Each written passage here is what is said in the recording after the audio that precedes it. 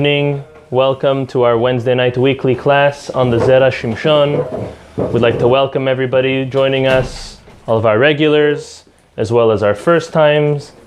Thank you for joining us. May B'ezrat Hashem, the merit of Rabbi Shimshon Chaim Nachmani, the author of the Sefer, the Holy Sefer that we're learning from, may he be in Shamayim and B'ezrat Hashem fulfill all of the blessings that he does promise from learning in the book that we are reading.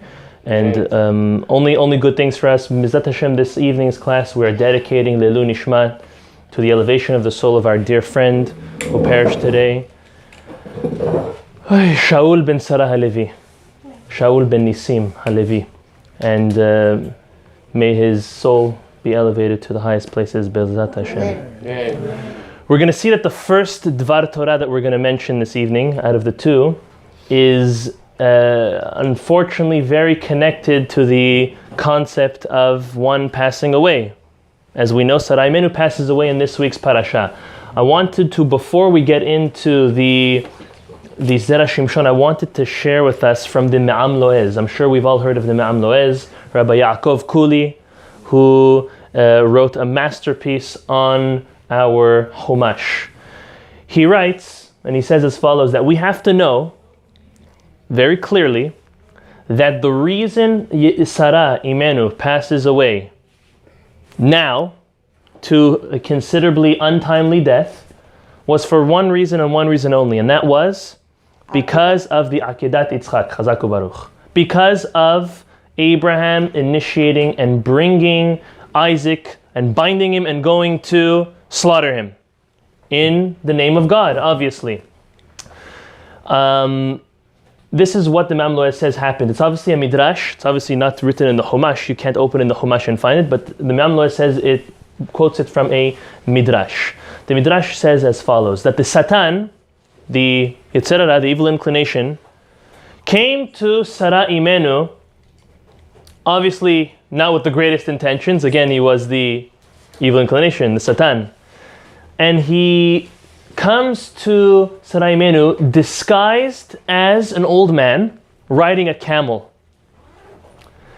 And he approaches her and tells her, "Hey, you know what your husband's up to today?" And she said, "What?" She said, the Satan tells, or the old man tells Zera Imenu, "He took your son, Isaac, and he's going to slaughter him." "Oh, really?" She said, "Yeah." And she was so sad. And she started, look at the midrash, it's so sad. It says that she was so sad, she was banging her head on the wall because she was so sad.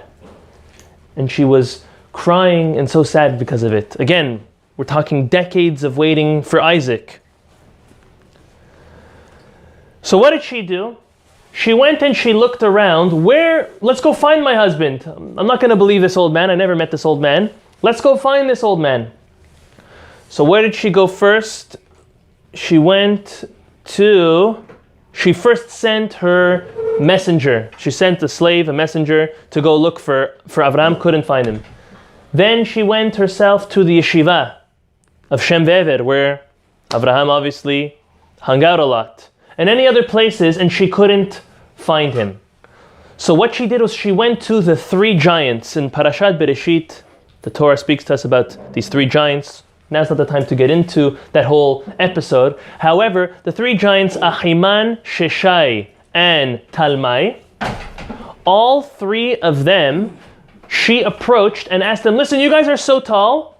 Do you see anywhere an old man and three lads?" Three lads? Why three? Well, we know, as we learned in last week's parasha, we had Avraham who brought Yitzhak, brought Ishmael, and who else? Who was Abraham's sidekick? Eliezer, Chazaku Baruch. So the four of them.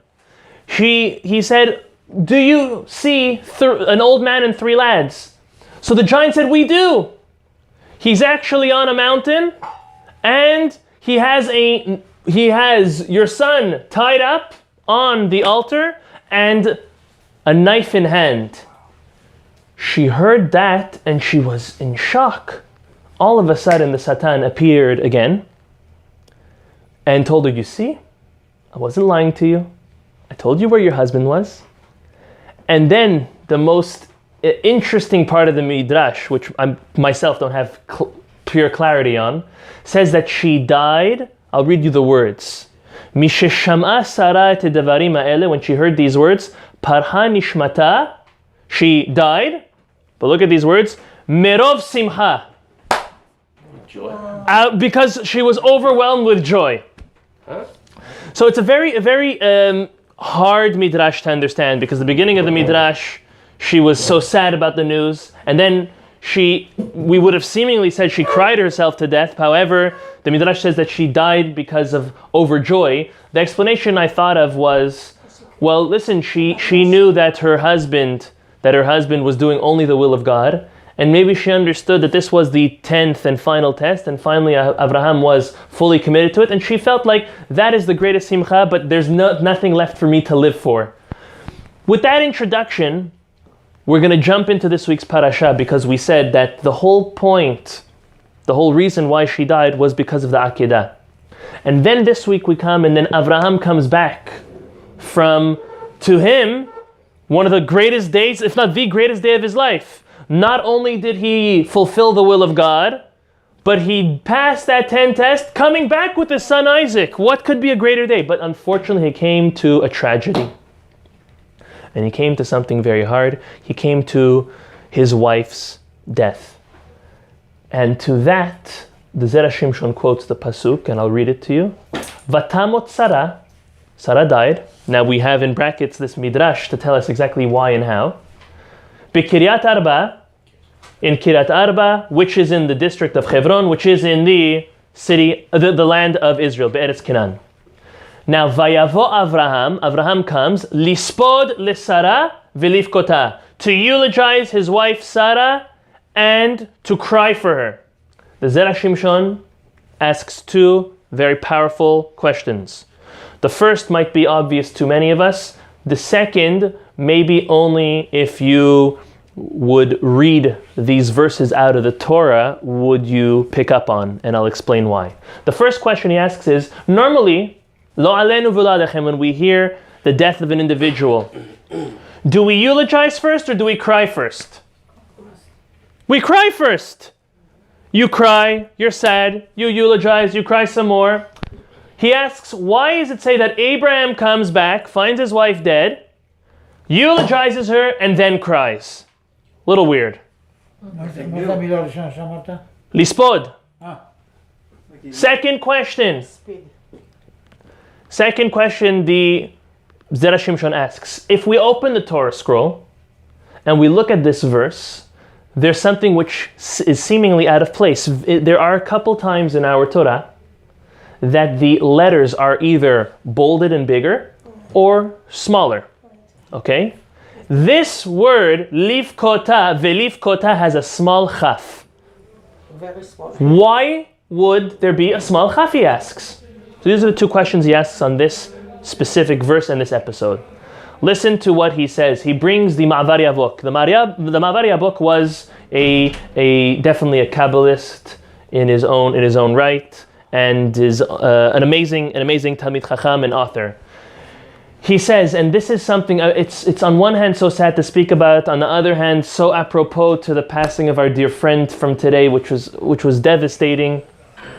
But it's something that we have to remember, as we'll get to then when we tie it up again, for life. We have to prepare ourselves when we're strong and healthy for the hard times. Thank God now, no one in this room has a very recent loss. And if we do, at least it's not like over us right this moment, like we cannot contain ourselves. So what we need to do is at these moments, we need to prepare ourselves for when it's going to be really, really hard. The Ma'avar book says as follows. Do you know what the purpose of a eulogy is for? The purpose and the benefit of a eulogy is specifically for the benefit of the deceased. Okay? How so? He says that when the eulogizer, whether it be the rabbi or a family member or a friend, gets up and everybody starts crying, those tears help open up the gates of heaven and help the individual be brought up very fast and very high, right where he should or she should be. It's the tears of the close family and friends which unlock the gates of heaven. And what's the proof? We've learned in the Talmud that all gates have been closed. The gates of Torah, the gates of livelihood, the gates of happiness, all the gates of prayer. Everything has been closed. Now it's a gate, it's not an iron wall, so a little bit could seep out. We can grab a little bit of it. However, they're closed. One day a year, and specifically one very strong moment of the year, those gates are open. And that's by Ne'ilah, by the culmination of our Yom Kippur services, which is the strongest time of our year. Yes, we know that even all of Elul and all of that high holiday season is very strong, but there's no moment as close and as strong as Ne'ilah. However, the Talmud tells us that Sha'arei Dim'ah lo nin'alu. The gates of tears were never locked. That means the gates which are holding back anything and everything in our lives. In heaven, as soon as one cries, they're able to unleash that blessing. Obviously a sincere cry. It's calling out to HaKadosh Baruch Hu. And to that the Mavaria book says, the whole purpose of eulogizing the deceased is for the deceased's benefit. We know that it's also the benefit of all the listeners. It gives us encouragement, it gives us the will and the hope to maybe do teshuvah, to repent. However, the very greatest part of the benefit is and goes specifically to the deceased. Can we please put phones on silent? Thank you. It wasn't you. Phones? There was a phone that's beeping twice. Just saying, they're saying Kaddish is for the living, not for the dead. Kaddish is for the living, not for the dead. No, Kaddish is opposite. for the living. Kaddish is for the deceased, as well as the eulogy is for the deceased. There's also a benefit for the living. By mere fact, one who has to recite Kaddish has to come to the synagogue to pray, and then they get involved, and so on and so forth. But the main benefit of a eulogy as well as Kaddish are for the deceased. Now, the Mavaria book says one more thing the Zera Shimshon brings, and he says something very interesting. He says that the greatest type and the most proper type of crying for a deceased is when we cry for the spiritual loss that is taking place over the physical loss. Meaning the loss of this spiritual soul that is now lost, as I'll explain what that means because that's very hard to understand, opposed to the loss of the body. And the explanation is as follows. We all have relationships in our lives. We have friends, we have family. To some extent, there's definitely a physical relationship involved in each relationship, but it's very much more emotional. And the greatest of relationships even transcend to become spiritual. And the Mavaria book says the greatest way and the type of crying one is supposed to cry for when they lose somebody is on the spiritual loss. Whether you want to call it that spiritual connection or that spiritual relationship that you are now losing here in this world, it's obviously not lost forever, but the one that you're losing here in this world, that's what you are supposed to cry for, and not on the loss of the body of the person or the human being, him or her or herself. Understood? Based on this, bring a chair and come in. Based on this, the Zera Shimshon says something very powerful. He says, you know why, he answers the second question first. You know why there's a small chaf in Leaf Kota? Because Abraham was holding himself back of doing a full cry on the spiritual and physical aspects as well. He was only crying on the fact of that spiritual loss that he lost his wife. That's why it's a small chaf. We got that? So why the mixing of order? Why the mixing of order? Listen to this. One answer he gives was the subject of the eulogy was her spiritual loss. And to that, crying is secondary. But he says something greater. Look at the second answer is beautiful. He says, human nature, human tendency, is that when a person loses a loved one and a close one, they cry. It's a natural emotion of losing somebody. So Abraham, look at now he's adding something in the Zera Shimshon. Abraham, even though the Torah says first he eulogized his wife and then cried for her, really Abraham was a human being like all of us. And at the loss of his wife, he also cried. But the Torah didn't tell us about that crying. The Torah told us about the crying afterwards, which is something which is not always normal. Something which makes Abraham great for this reason as well as many other reasons that we know of. And that is that every time after the eulogy and the burial, every time after, he remembered the greatness, and in light of what we said, the spiritual greatness of his wife, it brought his eyes to well up and tear. Forevermore. Anytime he thought of how great of a mother she was, how much sacrifice she sacrificed, how many people she helped bring into Judaism along with her husband as the partner that she was. Anytime he thought of the spiritual achievements and the greatness now that he has lost to be his partner here in this world, his eyes welled up and he cried. And to that, the Torah tells us, first he eulogized. Of course he cried prior to that, that's normal. But he eulogized. And forevermore, every time he thought of her spiritual greatnesses and achievements, he also cried on account of that because now he was lacking her. To that, I wanted to maybe just remind us, because now we're thinking, okay, Abraham, you have a lot of emunah, you have a lot of trust and belief in God. Why is it so hard for you to part with your wife? Sachakol, she's 127, you're 137. Be happy with what you got.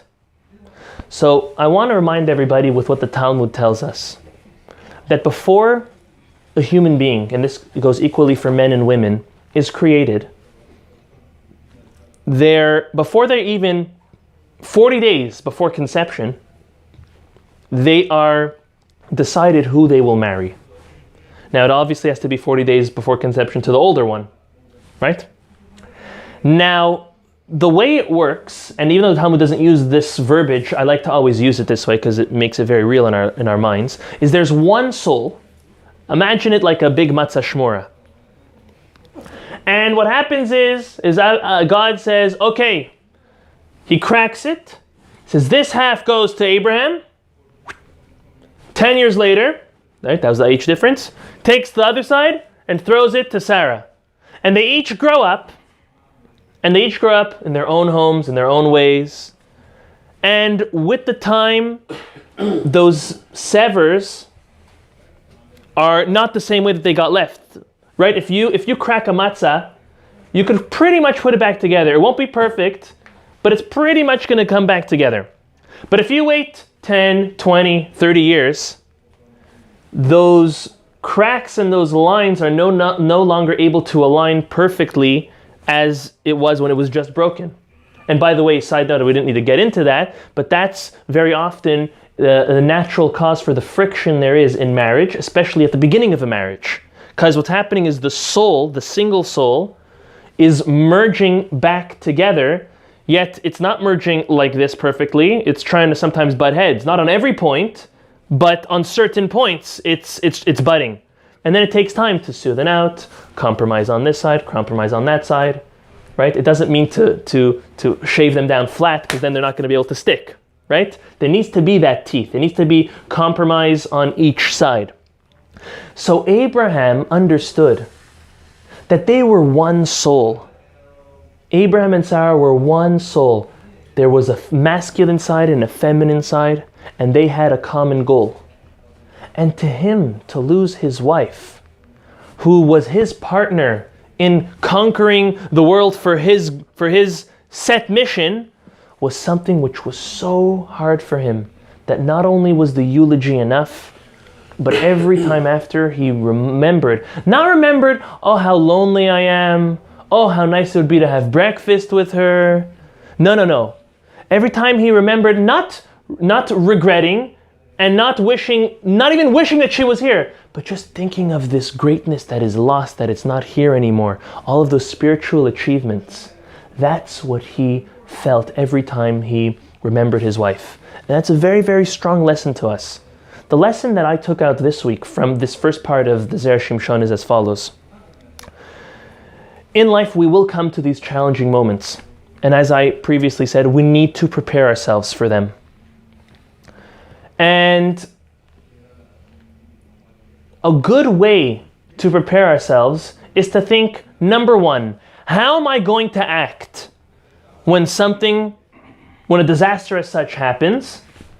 Two, how am I going to remember that person? Am I going to remember that person for their jokes, for their generosity, for their cooking, for their athletic capabilities, for their financial successes? What am I going to remember a person for?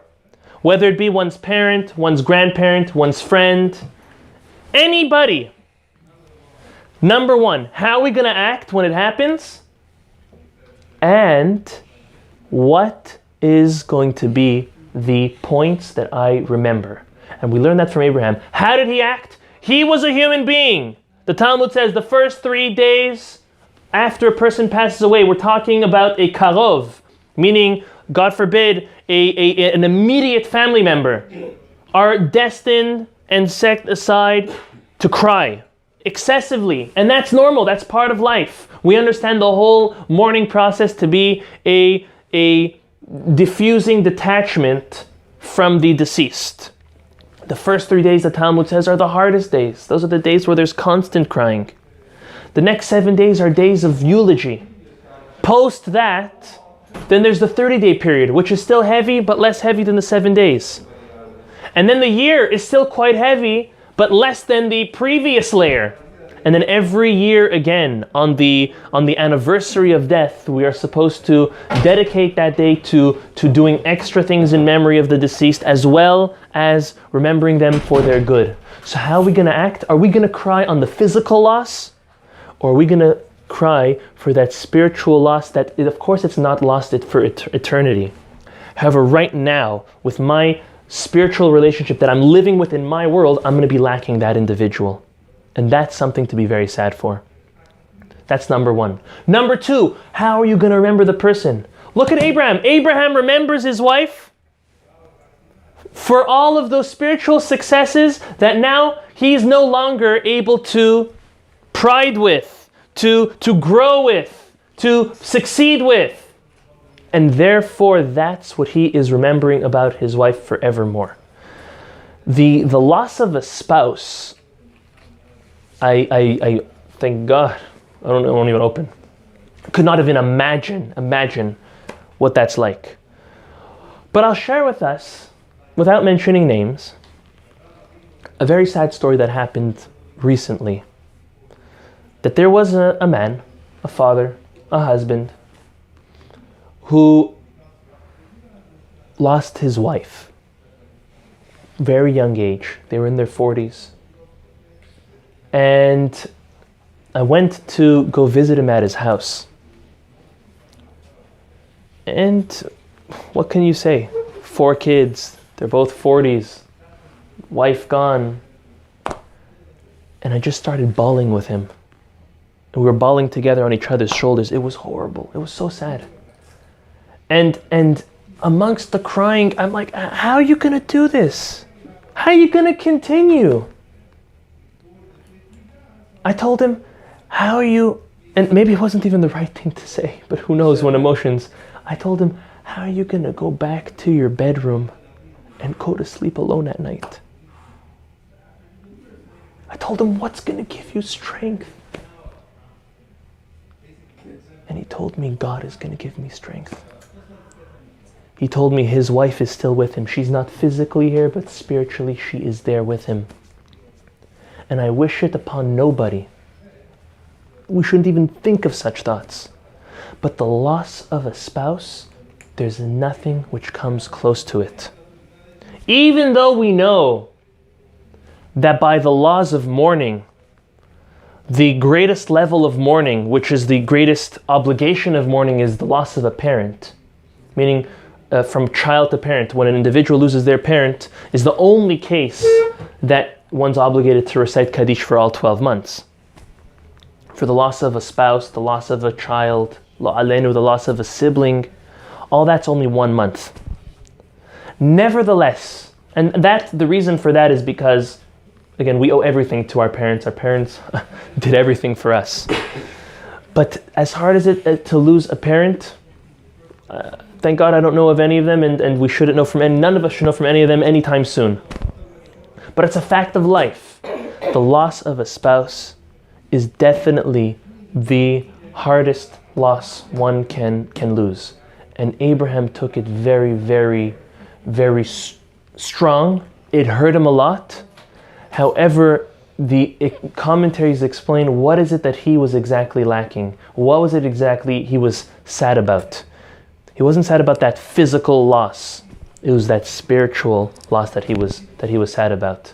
I once heard it very well put by a rabbi. And we can all use this in our own ways as a coping mechanism to cope with such a hard situation. And that is, we have to understand that the loss of a friend or family member is equivalent to that of when you or them travel on a trip, move into a different country, and there's almost no physical communication anymore. Obviously not by touch, and even by sight, or even with words.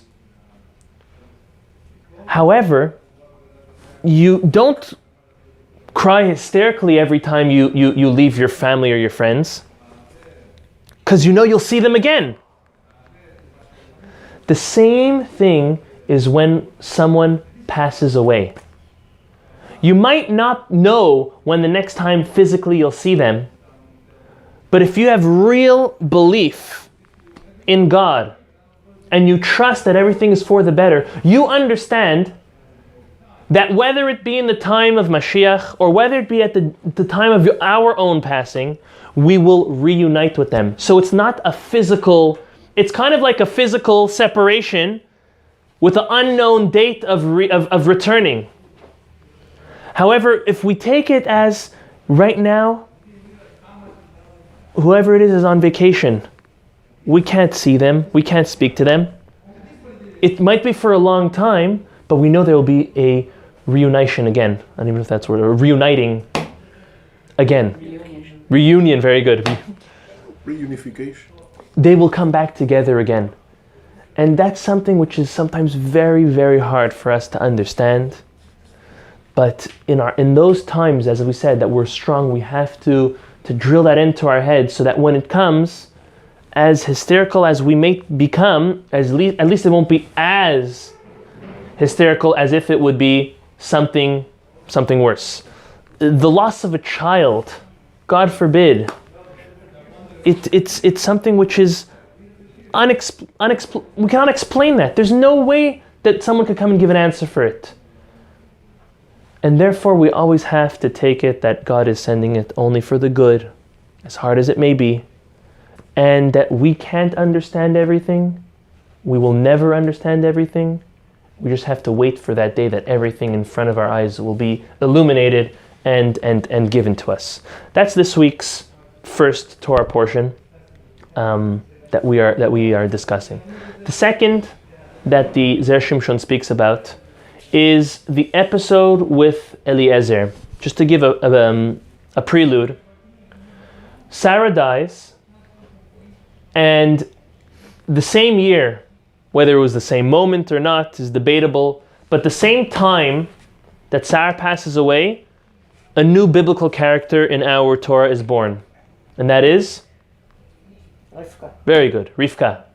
Rivka was born at the same time that Sarah passes away. And 3 years later, when Isaac is now age 40, Abraham looks at Eliezer and commands him to go find a wife that is suitable for his son. Gave him criteria. Now this servant, faithful servant, came up with his own idea. He followed all the criteria, but he was thinking, how am I going to know which one's the right one? So he had, being the servant of Abraham, you definitely have belief in God. He knew God was going to send him. But he said, let me create some type of sign that I'll know who she is when she comes. And he came up with a sign that the girl or the woman who's going to offer not only him water, but initiate the offer as well to his camels, that will be the girl. That is her expressing and displaying her amazing upbringing and her midot, her great character traits of chesed, of loving kindness. So what happens? He comes and meets Rivka, and Rivka does it. She offers it to him, the water, as well as to the camels. The Zera Shimshon asks, was it that he was waiting for a miracle? Was he waiting for this miracle to be that she's going to actually come and initiate? That's kind of like, I'm predicting something to happen, and if that happens, again, it could have been a miracle that's going to actually make or break who my master's son's going to marry. Or better, he asks even better. He says, why would he even choose something towards the camels? Why didn't he say something like, the girl who offers me not only drink, but food and shelter will be the one? Why did he direct it towards those camels? Those camels are just, I guess, a means of transportation. Because if you can love an animal, that's a lower form to love, Beautiful, beautiful. That's not his answer, but that's a beautiful answer. This is a very famous question. That's definitely one of the main answers. Beautiful, those camels beautiful. should go and drink somebody else's water or eat somebody Oh, else's okay, grass. very good. Accuse him of being a Gaon. Very good, very good. So we have a, I don't like to use the word, but I guess a cheater. Because the books are available. So listen to what he says. He brings the Midrash. The Midrash goes on to compare the animals of Abraham to the animals of another very famous character, however not in our Bible, however in the Talmud, Rabbi Pinchas ben Yair. Rabbi Pinchas ben Yair was a Talmudic scholar, and he had a donkey. And there are tales all along the Talmud with great things about Rabbi Pinchas ben Yair's hamor that he was able to do. This animal knew when to eat from fruits and vegetables which were tithed versus not. Wow. He was able to discern. So the Midrash goes on and says that as great as these, it was like a question. Were these camels as great as the donkey of Rabbi Pinchas ben Yair? To which we're all going to ask, Abraham compared to Rabbi Pinchas ben Yair, there's like 1,500 years difference over there. What's the question? So the commentaries explain as follows. They say, Abraham's own, if you'd like to use another word, stallion, that was definitely greater than Rabbi Pinchas ben Yair's own stallion. But the camels that belonged to his slaves, they were at a very high level, however, not at the level of Rabbi Pinchas ben Yair's own chamor. But the point of the Midrash is as follows, tells us that the camels of Abraham, all of his animals, even the camels that his slave took and went on this journey to find Yitzchak's wife, did not need to wear a muzzle. There was no need. Every other one did. I'll give you maybe a modern example. There's a law that you're not allowed to walk your dog without a leash unless it's in a designated and enclosed area. There was a law back then that your animal was not allowed to walk without being muzzled up. Because if it wasn't muzzled up, while it was walking, it'd peek its head into this one's field and that one's batch and this one's shopping cart and eat from everybody. and it would just cause a lot of fighting and a disaster. Everybody had to have a muzzle on their animals. Obviously in public domain and when traveling. However, the camels of Abraham did not need it. Really? Why not? Well, they were, the Midrash tells us, they were the camels of a very righteous man, and they knew not to eat what's not theirs. You couldn't bring them, this is the point, you couldn't bring them to eat what's not theirs. Oh, if that's the point, look what Eliezer decides to do. He says, if they won't eat or drink what's not theirs, then when the woman who even does this offer and offers them water after me, they won't drink from it if that won't be the right match for Isaac. See how deep it is? He says they're so smart, they're so special of a caliber of a camel, that even while offered something, if it's not the will of God for them to take it, to eat it or drink it, they won't do it. And therefore, this is what he did. He made a rule. He said, if they're going to drink it, then I'm going to take that girl. He thought to himself, God will never let them drink from the girl that's not meant for Isaac. No shidduchim resumes needed. Wow. So that's exactly, so now going back to our question, did he rely on a miracle? He did. He set this miraculous binding on these camels. However, it came from a fact, from a fact that these animals were special. These animals were very special. And a lesson I took out from this is based on a question. I was discussing this with my very good friend, and we all know, Chaim Hirsch, very good. We were discussing this, and he asked me, or I asked him, I don't even remember. We asked and we answered, we were speaking together, and he asked, why is it that Abraham's camels were super camel? Why were they special? So I told him it could be one of two reasons. Either number one, the very actions of Abraham and his loving kindness and his righteousness rubbed off on his surroundings, not only on his family and his friends, but even on his means of transportation. That was one option. Another option is God gave him something that he deserved.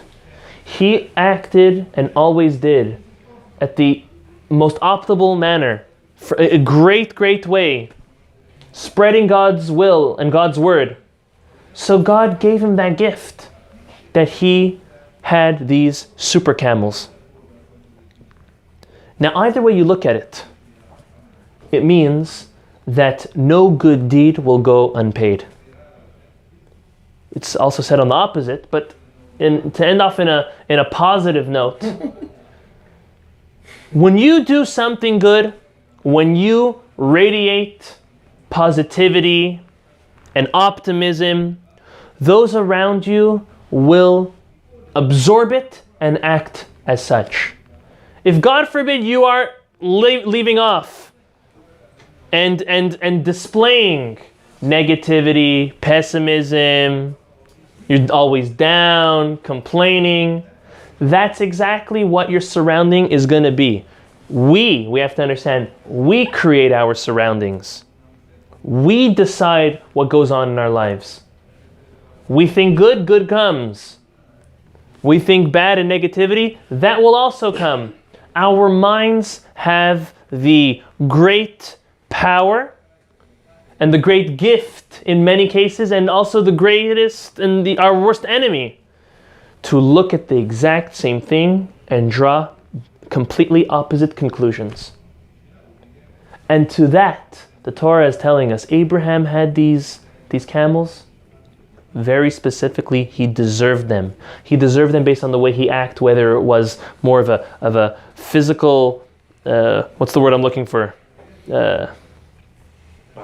No, for like a physical transfer, that basically osmosis maybe would be the word. The way he acted, they picked up on it, or because he did something good and he now merited it. And we have to always remember, everything and anything we do is always going to be remembered, and that's why we always aspire to do the good. As parents, I think almost all of us in the room are parents. It's probably both, right? That's why I wasn't going to say it's one or the other.